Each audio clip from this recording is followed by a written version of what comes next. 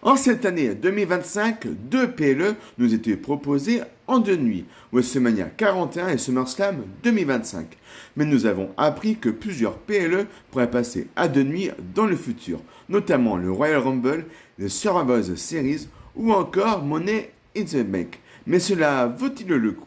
Nous allons voir ensemble les bonnes et les mauvaises choses sur les PLE à deux nuits.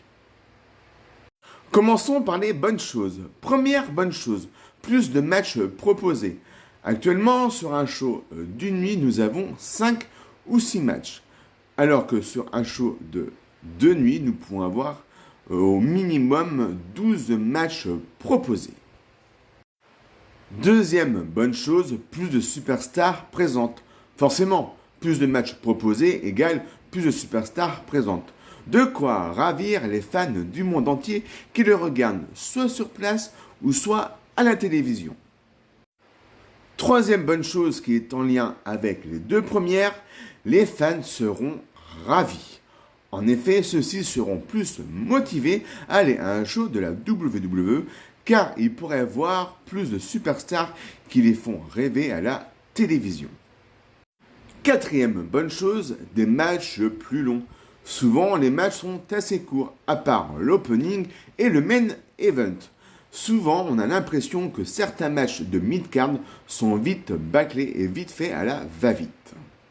Cinquième bonne chose, et là, c'est pour la WWE. Cela va leur apporter énormément d'argent. Oui, comme vous savez tous, aller à un show de la WWE coûte beaucoup d'argent.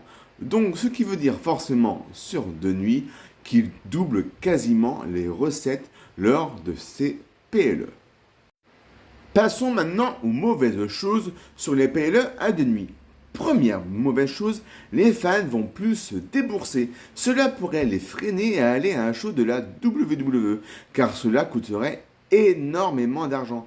Et beaucoup refuseraient forcément de débourser autant d'argent pour aller voir un show. Deuxième mauvaise chose, la logistique pour les fans.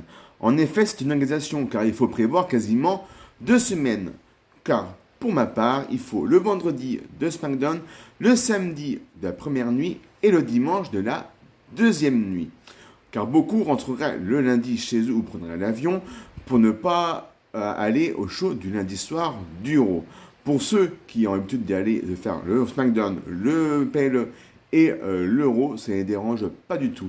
Beaucoup d'entre nous travaillent, donc forcément, c'est une organisation qui n'est pas si simple que ça. Maintenant, côté WWE, la chose négative pour eux, la WWE va devoir créer des rivalités qui vont motiver les fans à aller voir les shows sur deux nuits.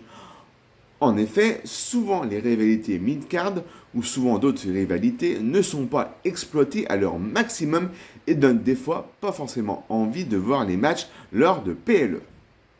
Voilà ce qu'on peut dire sur les points négatifs et les points positifs sur les shows à deux nuits. N'hésitez pas à dire en commentaire si vous voyez d'autres choses. N'hésitez pas à me le dire. Merci d'avoir regardé cette vidéo et je vous souhaite plein de bonnes choses et surtout, vive la magie du catch.